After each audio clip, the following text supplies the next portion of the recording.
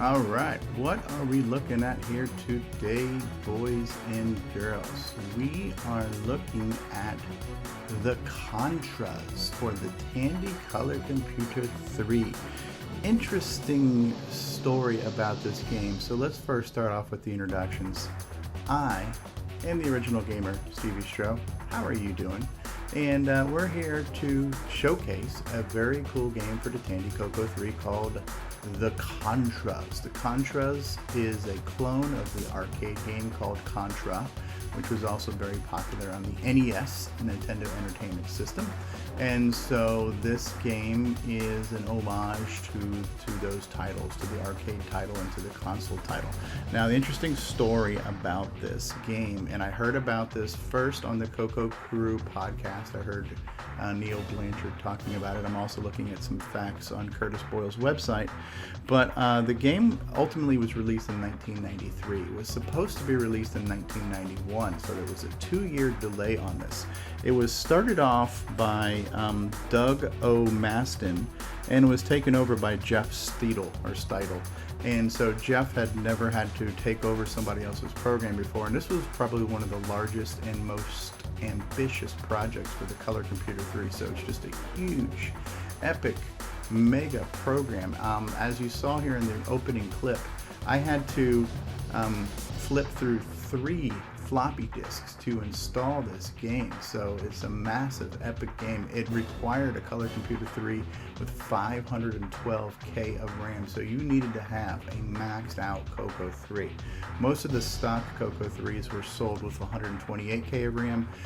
You could get it upgraded at a Radio Shack store, or you could buy them later on with 512K as well. But let's go ahead and start the game.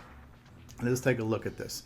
One of the cool things about this game is that the entire game has digital music in the background. This one also uses 2 buttons. The Coco 1 only had a single button controller. This one actually uses 2. Now again, because this game was delayed and was taken over by different programmers, not all the power-ups work. The only power-ups that work are the rapid fire ones. So there'll be power-ups here that we can shoot, but they don't all work. Oh, I just got shot by the dude down there on the ground. So one of the cool things about this is the entire time you're playing, there is background music, and it's digital background music, and the sound effects are digital too. So the machine gun shooting, these explosions, all this kind of stuff, 100% digital. Very, very, very cool. Little ricochet sounds there. So yeah, this is a spot-on perfect clone of Contra. And what I love about it, full screen scrolling, hardware scrolling. Coco 3 supported hardware scrolling. This dude here, can I get you? Yes, I got you. There is no flicker whatsoever. Coco 3 still did not have true sprite hardware, so the foreground and background had to be done in software, but it's flicker free and it's completely smooth. Very awesome stuff here. And this would support 2 players at the same time. So full screen, smooth scrolling, background music, digital sound effects, multiplayer co-op. Pretty impressive feat. And by the release date of 1993, we're now 13 years into the lifespan of the Coco. Color Computer came out in 1980, so 13 years later, commercial products were still being developed. And I think 1993 is also the last year the Rainbow magazine would have been produced. But again, 13 years is a long time for a product life cycle in the 80s. So it's just a testament to the Coco. Very cool game. I think I'm almost to the end of the level. Very, very cool game. Coco 3 supported 16 colors natively. This was no hack or anything else, where a lot of times to get more colors we had to artifact and blend colors. Ooh, I think I just died. I done died. End of line. Okay, so I am done deaded. And do I want to continue or do I want to end? It actually kind of doesn't matter, because if I was to continue, I was going to start over anyway. So this would support 2 players. I am going to be doing this solo. So let's go ahead and try it again. And let's see if we can make it to the end, and let's see if we can beat up the dude. So the first level is a direct derivative of the Nintendo version of Contra. But from what I'm being told by everything I've heard and read, additional levels for this game were completely original. So they took the kind of molds and then they made it their own, which is always cool. So it's nice. Oh, dude, I keep forgetting there's a dude down there. So even though it is 16 color, some of the colors are easily blendable and by my eyes here, so I didn't even see that red dude down there against the brown background. But yeah, this is great use of colors here. So these stones back here, the multiple shades of kind of brown and tan and stuff, very cool. You know, I would dare say, and I don't think this to be blasphemous at all, that this is better than the NES version. I'd have to go back and look at that version, but I don't think that's a stretch to make that statement whatsoever. And NES, even though it supported true hardware sprites, was notorious for flicker as well. So there was tons of on-screen flashing on NES type games. Let me get that power up. Take this dude out here. Kind of a ricochet sound when you're shooting at some of those dudes. But yeah, incredibly impressive, the machine gun sounds. I mean, it's the things we take for granted now. You know, anything you play on a home console, home computer, even on your smartphone, any game you play now has got so much technology and so many features that are just so easy to take for granted. When you started off in the olden days and you knew how limited the things were, you really appreciated every little feature. So decent music, decent sound effects, good graphics, color, animation, all those things.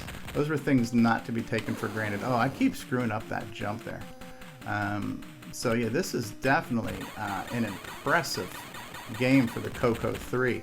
Full screen scrolling. I didn't really play too many Color Computer 3 games, but one of the things I remember by seeing some of the earlier ones were that even though they did scroll, it was a very small portion of the screen that scrolled, so it was like a window. And I always felt that was a little bit disappointing to have such a small playing field. I'm assuming that was done to maximize the performance and get the smoothest amount of performance by having to minimize the area they scrolled. I'm not sure exactly why, but I remember seeing some of the games that had such small scrollable playing fields that I really felt cheated. Oh, dude, that dude got me. So this one here, to be able to scroll the entire screen quite smoothly is an impressive feat. And maybe the RAM had something to do with it as well. So maybe some of those games did it because they had to squeeze into a stock 128K RAM Coco 3. This, being the adventurous project that it was, required 512K, which was not something that most people had on their day one Coco 3s, you know. So that's, to put it in perspective, that's probably another reason why. Yeah, I don't think that power up does anything. Alright, can I get this guy here? I am not doing too good here. I haven't even made it to the end. The other day when I played this, I made it to the end a few times and died each time, but at least I made it to the end. I haven't even made it to the end here as I'm trying to demo this for you guys. I love that ricochet sound. I keep missing this jump. Now, one of the things that's also mentioned in the different articles I've heard about this, either on the podcast or in some of the write-ups, is that there are some bugs and glitches in the game where it's been mentioned that the game has crashed and frozen. And again, it's a huge project. It was taken over by somebody else. So there are some missing features and I guess a few bugs are to be expected. But everybody who's mentioned this game mentions it quite fondly, and I can see why. And I think this is a game where you would be willing to tolerate some of those bugs just for the greater good of having an awesome game to play. I think bugs are something we are used to from older systems. Oh, dude. Yeah, this is the end now. Okay, so I'm trying to get that guy there. I need to get this guy here. Okay, so I've made it to the end here. And so one of the things you also see is right now I'm flashing. And that was a common feature on these types of console games, was that you started off temporary invulnerability. And so your character was flashing for a few minutes just to let you know that you can not die, and so you can kind of figure your way around I got to make my way in between these bullets, which I didn't do. Bummer. Bummer, bummer, bummer. All right, so even if I hit continue, it still starts me at the very beginning.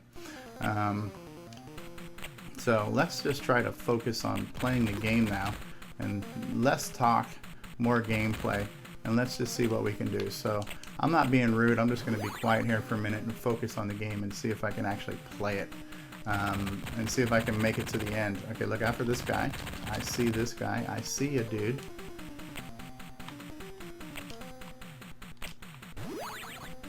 Okay, this you can time where you can actually stay ahead of the explosions if you want to have a little bit of thrill of just making your way across a exploding bridge.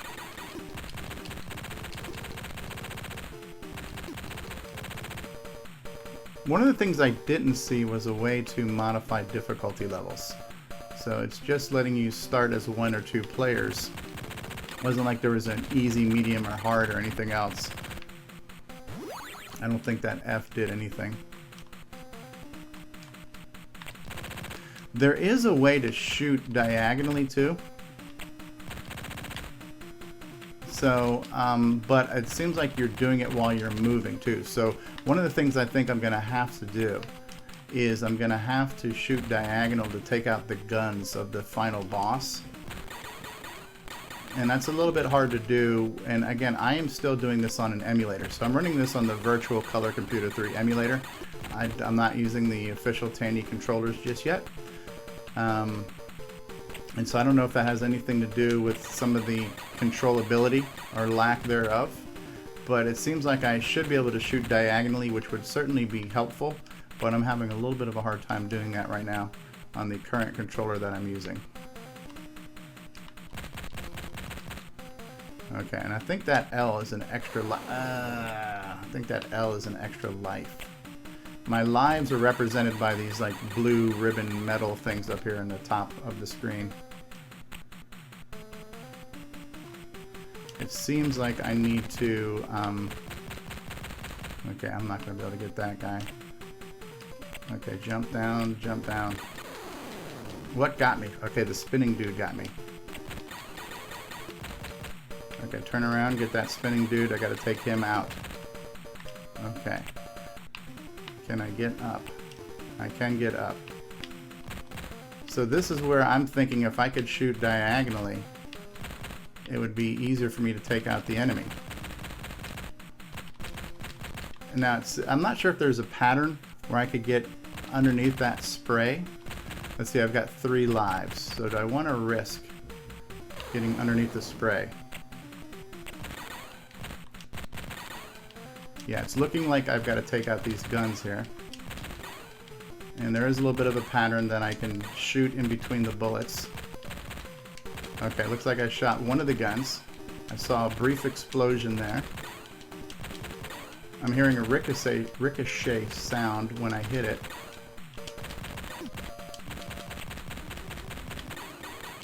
Okay, so I've taken out the guns. Now I gotta take out this red thing here, I guess. Okay, I did it. I blew my way through. Very cool. Alright, stage 2, energy zone. Okay, now this one, I'm not as familiar with Contras. So I don't know if this is the original level or if this is still derived from the arcade. Okay, so diagonal shooting is helping me.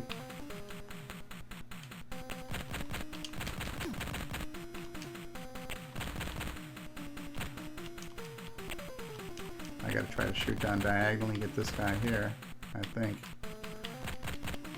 Because I can't shoot. I don't know what that power-up's gonna do for me. I'm not gonna worry about the power-up for right now. But I made it to the 2nd level. Oh, I guess it's probably good. Oh, that guy's got a big gun.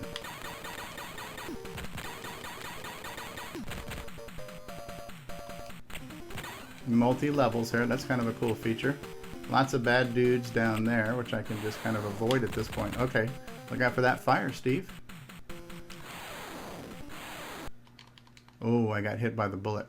Game over, man. Game over. End of line. All right, so at this point, if I hit continue, will I continue on stage 2? Yeah, so that actually works. Now, when you've never finished the first stage, the fact that you're continuing is the same as starting over. But when you make it to the second stage, continuing is actually a benefit. All right.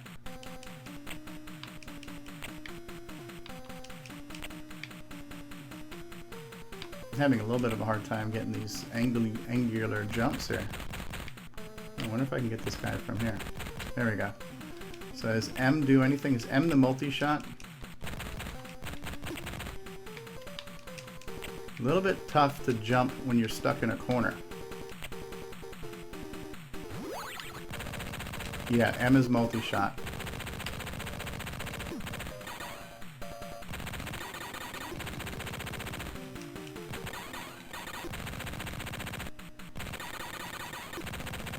Okay, let's take them out just because. Ooh, they got me.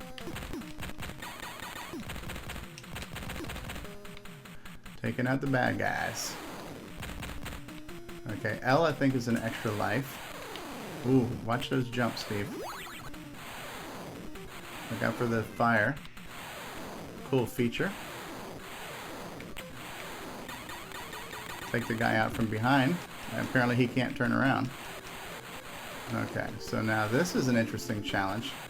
I've got to time myself between... Hey, Megan. I'm almost done, baby.